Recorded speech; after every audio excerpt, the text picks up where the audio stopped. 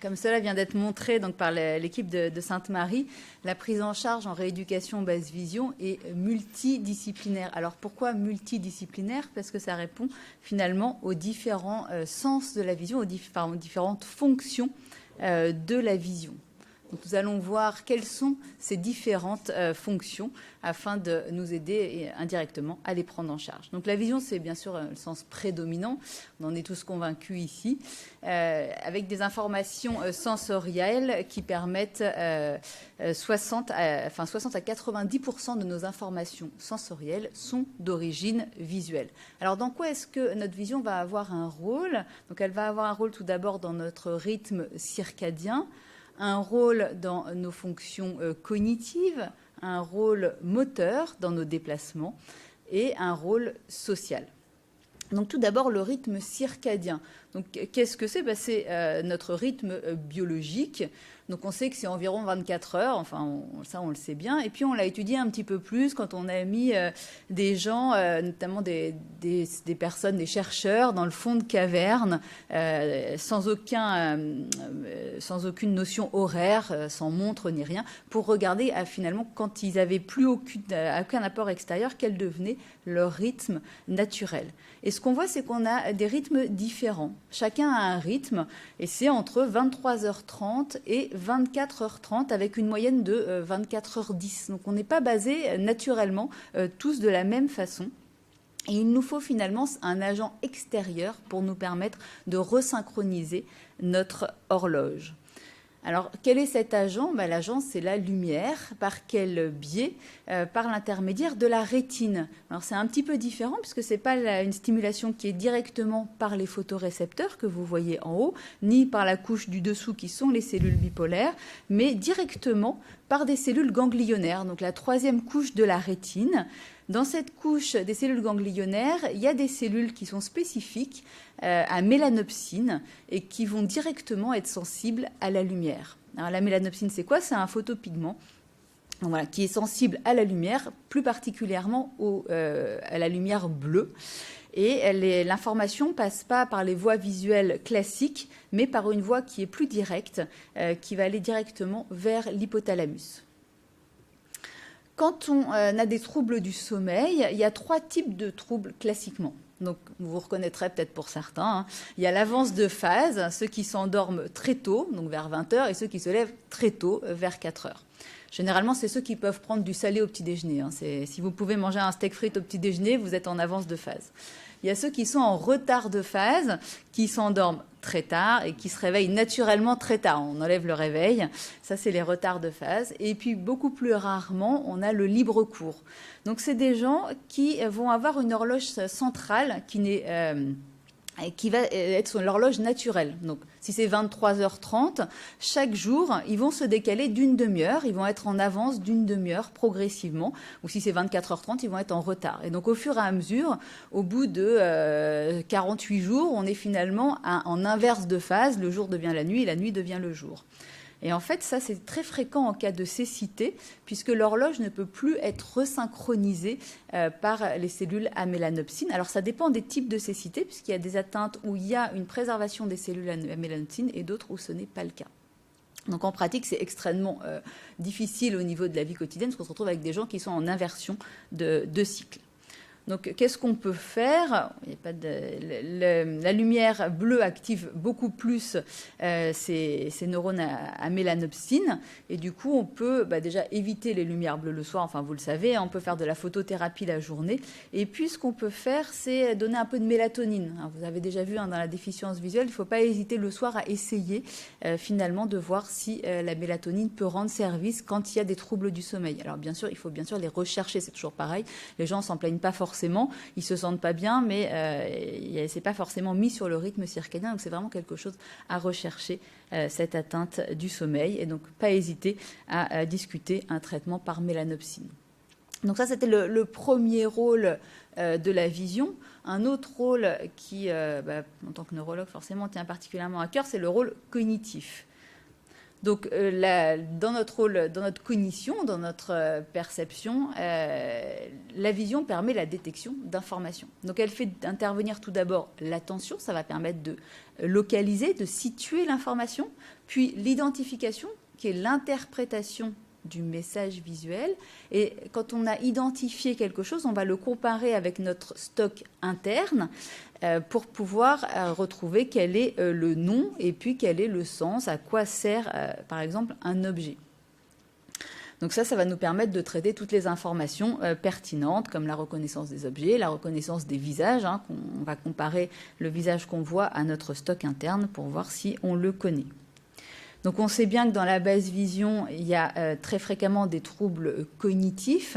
On l'avait montré à Sainte-Marie dans l'étude Cogevis où quand on regardait les patients de plus de 65 ans qui n'avaient aucun trouble cognitif à l'entrée, plus d'un tiers étaient déjà à un stade de démence alors qu'ils n'avaient aucune plainte cognitive ni d'eux ni de l'entourage.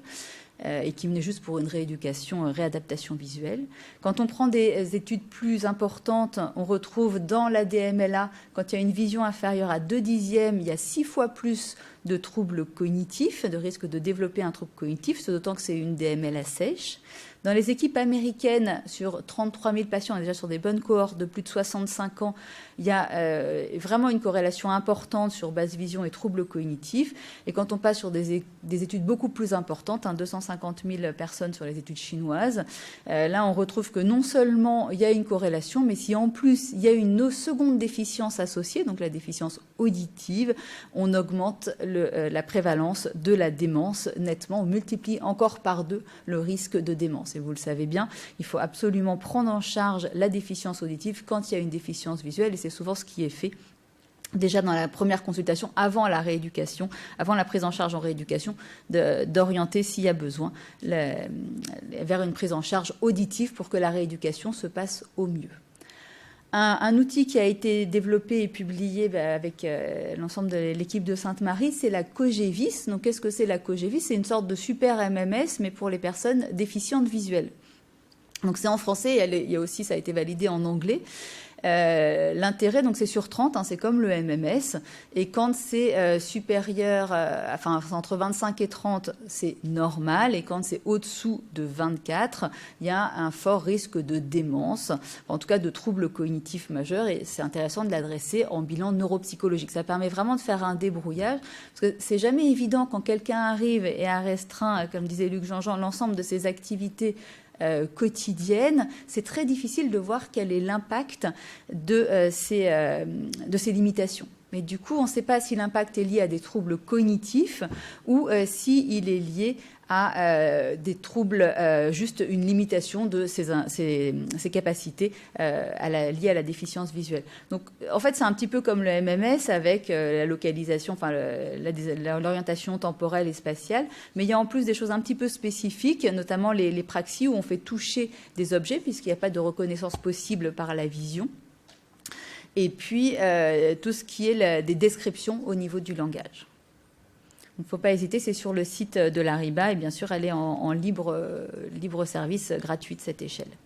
Et ce qu'on voit également dans les troubles cognitifs, c'est là où c'est très important en rééducation, c'est que la rééducation ou la réadaptation visuelle, selon l'état visuel du patient, permet vraiment une amélioration de l'autonomie, de la qualité de vie, avec une diminution du score de dépression également, y compris chez les personnes qui ont des troubles cognitifs déjà présents. Donc, ce n'est pas parce qu'il y a des troubles cognitifs qu'il ne faut pas les prendre en rééducation. Au contraire, le fait d'avoir des troubles cognitifs permet, d'être pris en rééducation, permet aux personnes déficientes visuelles de maintenir un certain niveau d'autonomie, et c'est vraiment un enjeu majeur, tant personnel que financier pour la société, indirectement, de pouvoir garder cette autonomie le plus longtemps possible et de pouvoir rester à domicile plutôt que d'aller en EHPAD, surtout vu tous les scandales actuels.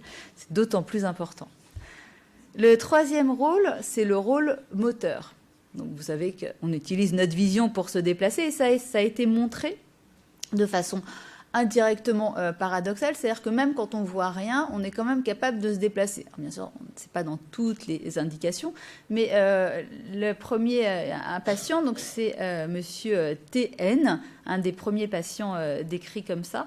Donc vous voyez, il a une atteinte du cortex occipital bilatéral sur les IRM, et puis on le fait marcher. Alors je vous ai pas mis la vidéo parce que c'est toujours compliqué ces vidéos, mais vous voyez, il y a un couloir qui est encombré de plein d'objets, et on le fait marcher dans le couloir, et quand on lui dit « Est-ce que vous voyez des choses ?» Il dit « Non, je vois rien ». Et puis, il va se déplacer dans le couloir, et puis il va éviter la poubelle, il va éviter le pied à perfusion, il va éviter tous les objets qu'il y a sur l'ensemble du couloir. Et puis, quand on lui dit « Mais est-ce que vous avez vu ces objets ?» Non, je n'ai rien vu. Mais alors, pourquoi vous êtes allé à droite? Pourquoi vous êtes allé à gauche? Parce que j'en avais envie. Et finalement, il y a une analyse de ce qui se passe autour de lui, et il est capable de s'adapter à l'environnement alors qu'il n'en a pas conscience. Et c'est ce qui avait été montré aussi avec Hélène. Donc Hélène, c'est un chimpanzé, donc il y avait une destruction quasiment complète du cortex visuel, vous voyez son champ visuel, et qui était capable de se déplacer entre les objets. Donc pour bien étudier cette capacité motrice résiduelle chez ces personnes, un des modèles plus simples que la destruction complète du cortex visuel, c'est d'utiliser la destruction de la moitié du cortex visuel. C'est ce qu'on appelle les hémianopsies latérales homonymes. Donc si on a un côté du cortex visuel qui est touché, on a l'atteinte de la moitié du champ visuel ou des deux moitiés du champ visuel de chaque œil. Et du coup, on va pouvoir comparer ce que fait le patient dans son champ visuel qu'il perçoit de façon consciente, et ce qu'il fait les actions réalisées par le patient dans le champ visuel qu'il ne perçoit pas. Et la première chose qu'on voit, c'est qu'il est capable de cibler une cible. Donc de pointer une cible avec son doigt, c'est ce qu'il y a dans la petite... à cet endroit, voilà. Ici, on demande au patient de pointer une cible, et on voit que du côté où il a un champ visuel conscient normal, il pointe très bien la lésion, la cible, pardon. Et de l'autre côté, on lui demande de pointer la cible, il dit « je ne vois rien », pointer la cible quand même, et il va la pointer de façon tout à fait adaptée, quasiment aussi adaptée que de l'autre côté. Dans ce champ visuel aveugle, on est aussi capable de réagir face à nos émotions. Et donc on voit face à des présentations de peur ou de visage neutre, on est capable de réagir. Non seulement on est capable de réagir, mais en plus on est capable d'avoir une contamination émotionnelle. C'est-à-dire qu'on peut avoir une réaction sur l'IRM fonctionnelle au niveau cérébral, mais en plus on a une réaction secondaire au niveau du visage. C'est-à-dire que si on voit quelqu'un qui rigole, on va se mettre à minima à rigoler, à contracter nos zygomatiques. Et ce qu'on voit, c'est également qu'on le fait de façon plus précoce. C'est-à-dire que si on n'a pas conscience de cette image de personnes qui rigolent, eh bien, on va se mettre à rigoler. Donc ici, on se met à rigoler, ça c'est dans la partie consciente. Et quand on n'a pas conscience, on se met finalement à rigoler plus tôt. Et si on rigole, il y a deux visages qui rigolent, un dans la partie consciente et un dans la partie non consciente, eh bien, on va se mettre à rigoler beaucoup plus rapidement que si c'est uniquement conscient. Donc, il y a une modulation de nos réactions par cette vision que l'on ne perçoit pas. Alors, on le sait, hein, enfin ça c'est un modèle, c'était un moment sur les publicités où il y avait, vous savez, des images subliminales qu'on voyait pendant très peu de temps, qui a été interdite, hein, mais qui modulaient de la même façon notre vision consciente, et ce de façon inconsciente. Et donc ça a été interdit, bien sûr.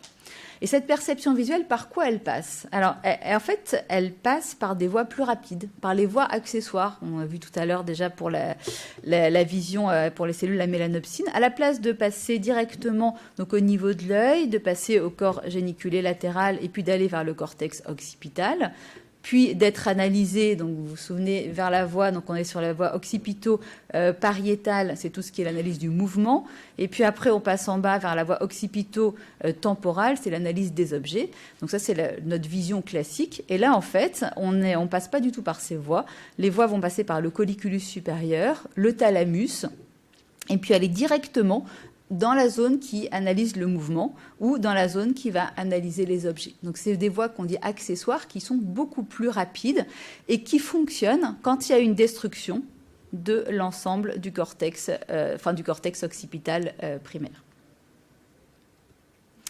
Donc cette vision consciente, cette vision, elle est inconsciente, elle n'est pas directement dans notre conscience, et elle nous permet des réactions adaptées lors de notre motricité aux obstacles, mais également aux émotions.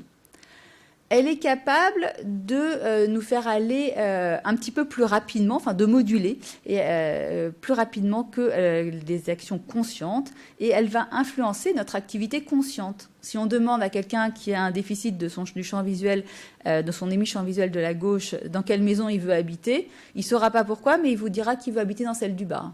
Il n'y a pas de doute, ça a modulé son activité consciente, et donc ça implique les voies visuelles accessoires.